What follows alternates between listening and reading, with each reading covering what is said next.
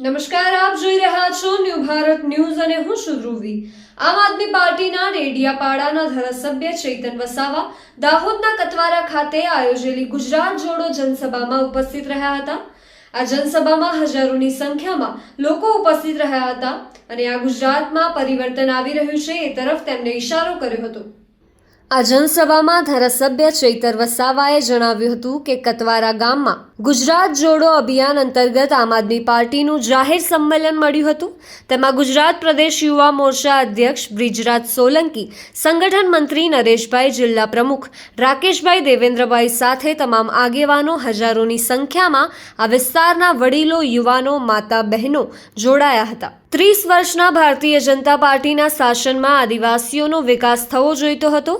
ભારતમાં આ વિસ્તારના મંત્રી, તંત્રી, સાંસદ, ધારાસભ્ય રહી ચૂક્યા છે, છતાં પણ દાહોદ જિલ્લાની ગણતરી દેશના સૌથી અતિ પછાત જિલ્લામાં થાય છે। તેની પાછળ સૌથી વધારે કોઈ જવાબદાર હોય તો આ વિસ્તારના સાંસદો અને ધારાસભ્ય છે અને ભારતીય જનતા પાર્ટીની સરકાર છે। આ વિસ્તારમાં શાળાઓમાં શિક્ષકો નથી, શાળાઓના ઓરડા નથી, નળ સે જલ યોજનામાં કૌભાંડ થયા છે, મનરેગામાં પણ કરોડો રૂપિયાના કૌભાંડ થયા છે। ત્યારે આમ આદમી પાર્ટીનું કામ આ વિસ્તારની જનતાને આવનારા દિવસોમાં ન્યાય અપાવવાનું છે। આ વિસ્તારમાં જે પણ ભ્રષ્ટાચાર થયો છે, અહીંયાના લોકોની જમીન બહારના લોકોને પધરાવી દેવામાં આવી છે, એ દિશામાં અમે આવનારા દિવસોમાં તપાસ કરીશું અને ન્યાય અપાવડાવીશું।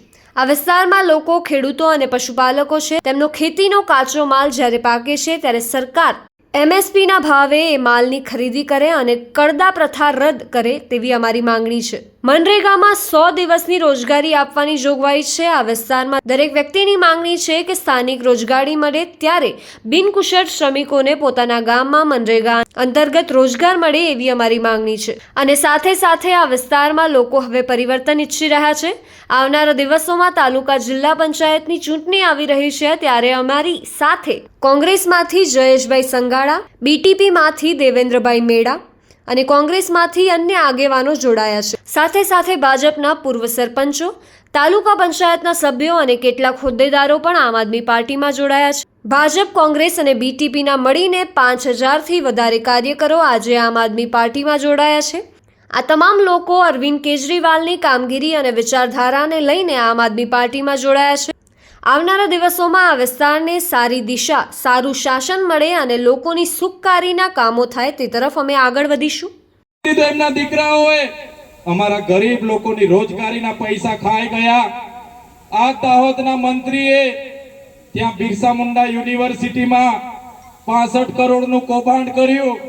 આ દાહોદના મંત્રી અને સાંસદોએ નલ સે જલમાં કરોડોના કૌભાંડ કર્યા છે। મહીસાગરમાં 223 કરોડના કૌભાંડો બહાર નીકળ્યા। દાહોદમાં તપાસ અમે માંગી અને તપાસમાં અહીંના સાંસદ અને ધારાસભ્યના નામો આવ્યા। આ લોકોએ તપાસ બંધ કરી દીધી। ત્યારે આમ આદમી પાર્ટી, આમ આદમીના ટાઈગરો આવનારા દિવસોમાં તમામ જગ્યાએ જશે અને નલ સે જલ હશે, મનરેગા હશે, જંગલ ખાતું હશે, ટ્રાઇબલ સપ્લાન હશે, આદિ આદર્શ ગ્રામ હશે, ગુજરાત પેટર્ન હશે, એટીવીટી હશે। તમામ યોજનાઓમાં થયેલા કરોડોના કૌભાંડો આ ભારતીય જનતા પાર્ટીના આવનારા દિવસોમાં અમે બહાર લાવીશું। થોડા દિવસ પહેલા હું ડુંગરી ગામે આવ્યો। અમારા સરપંચ રાજેશભાઈ ને વિજયભાઈ ને, અમારા બંટીભાઈ ને, ત્યાંના ધારાસભ્ય અને સાંસદે કીધું, તમે ચૈતર વસાવાને અહીંયા લાવ્યા છો, કેમ લાવો છો? આદિવાસીઓને જાગૃત કરે છે, આદિવાસીઓને બોલતા કરે છે। આદિવાસીઓ જાગી જશે તો અમારી ખુરશી જતી રહેશે। અને પાછા એવું કહેવા માંગતા હતા, અમે હજુ 80 દિવસ સામાન્ય બાબતમાં મને રાખ્યો, ત્યાં એટલી યાતનાઓ આપી, મારો પરિવાર દુખી, મારા કાર્યકરો દુખી, મારા પાર્ટીના લોકો ચિંતા કરે। તમારી બધાની ચિંતા હશે, તમે બધા મારા માટે પ્રાર્થના કરતા હશો। એ લોકોનો ઈરાદો હતો કે ચૂંટણી પત્યા સિવાય નીકળવા નથી દેવાનો, છતાં તમારી પ્રાર્થના, તમારી દુઆ, તમારી મનોકામના મારી બહેનોએ ઉપવાસ રાખ્યા હતા, વ્રત રાખ્યા હતા અને માનતા રાખી હતી અને ઉપરવાળાએ જોયું અને 80 દિવસમાં તમારો દીકરો છૂટીને તમારી વચ્ચે આવીને આજે ઉભો છે। છૂટ્યા પછી પણ હું જ્યારે બહાર નીકળ્યો અને મારા વકીલોએ મારા પ્રદેશ પ્રમુખ ઈશુદાનભાઈ ગઢવીએ બીજરાજભાઈ મને મળીને કીધું, ચૈતરભાઈ જેમ તેમ અમે જામીન કરાવીને લઈ આવ્યા છે તમારે, પણ તમને ડેડિયાપાડામાં પ્રવેશ બંધી છે. ડેડિયાપાડાની હદમાં તમે પગ મૂકો એટલે તમારે ફરી જેલમાં જવું પડશે. તમને ડેડિયાપાડામાંથી કાઢી દેવામાં આવ્યા છે. ત્યારે ઘણા આગેવાનોએ મને કીધું તમે રાજપીપળા રેવ, ત્યારે હું રાજપીપળા રેમ, લોકોના કામ કરો. એટલે કેટલાક આઈપીએસ અધિકારી અને ભાજપના સાંસદોએ કીધું હવે આ રાજપીપળા બેઠો બેઠો લોકોના કામ કરે છે, એને એવું કરો આપણે આદિવાસી વિસ્તારમાંથી કાઢી નાખો. ત્યારે એવા નેતાઓને, એ પોલીસ અધિકારીઓને મેં કહેવા માંગુ છું, તમે મને ડેડિયાપાડાથી કાઢી નાખશો, નર્મદા જિલ્લામાંથી કાઢી નાખશો, આદિવાસી વિસ્તારોમાંથી કાઢી નાખશો, પણ આ ચૈતર વસાવા તો અમારા લોકોના દિલોમાં રહે છે, ત્યાંથી તમે ક્યારે કાઢી નથી શકવાના. નો ઇતિહાસ આ ભૂમિ સાથે જોડાયેલો છે. ત્યારે આગળ નરેશભાઈએ કીધું, આગળના ઘણા આગેવાનોએ જણાવ્યું કે ભાજપના કેટલાક નેતાઓ આ કાર્યક્રમમાં આવા જેટલા પણ લોકો હતા એમને દબાવવાનું કામ કરે છે. સાથે આમ આદમી પાર્ટીના કેટલાક નેતાઓને પણ ધમકીઓ મળે છે. આગળના કાર્યક્રમોમાં પણ એમણે કીધું કે અમારા સરપંચોને પણ કેટલાક લોકો ચેલેન્જ કરે છે. ત્યાંના અમારા સરપંચ બંટીભાઈ, રાજેશભાઈ, ચેરમેન વિજયભાઈ એમને પણ અવારનવાર દબાવવાની વાત કરે છે. ત્યારે એવા ભાજપના ભ્રષ્ટ નેતાને કહેજો કે ચૈતર વસાવા દાહોદમાં આવેલા અને એવું કહી ગયા છે કે આ કોઈ આદિવાસી છે એટલે કે ગુલામ નથી, આ સ્વતંત્ર આદિવાસી છે. અને ચૈતર વસાવાએ કીધું છે કે ઓરિજિનલ આદિવાસી એટલે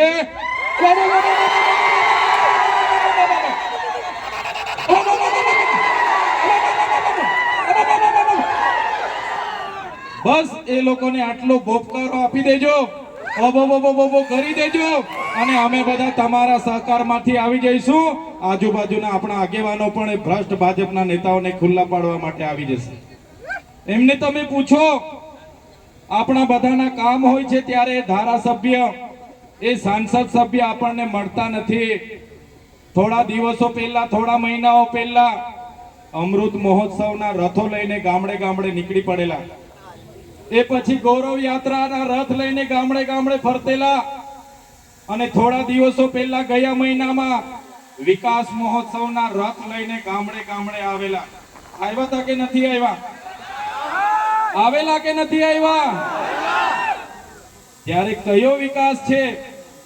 આજે ગાંધીનગરમાં હું કોઈ જગ્યાએ જામ છું, બાંધકામ ચાલુ હોય ત્યારે ઉભા રહીને બેનને પૂછું, બેન નાના નાના છોકરાઓ સાથે તમે મજૂરી કરો છો, કયા વિસ્તારના છો? તો બેન કે ભાઈ અમે તો દાહોદના છે. જ્યારે હું રસ્તા પરથી નીકળું, ડામર રોડનું કામ ચાલતું હોય, આરસીસી રોડનું કામ ચાલતું હોય, અને બહેનો ત્યાં કામ કરતી હોય, કાળી મજૂરી કરતી હોય, ધગધગતા તાપમાં અમને થાય કે આ કાના છે, આપણા વાળા જેવા લાગે છે, ગાડી ઊભી રાખો, આપણે પૂછી લઈએ. અને ઊભા રહીને પૂછીએ કે બેન કાના છો, ક્યાંથી આવ્યા છો આ રોડનું કામ કરવા માટે? તો મને કે ભાઈ અમે તો દાહોદથી છે.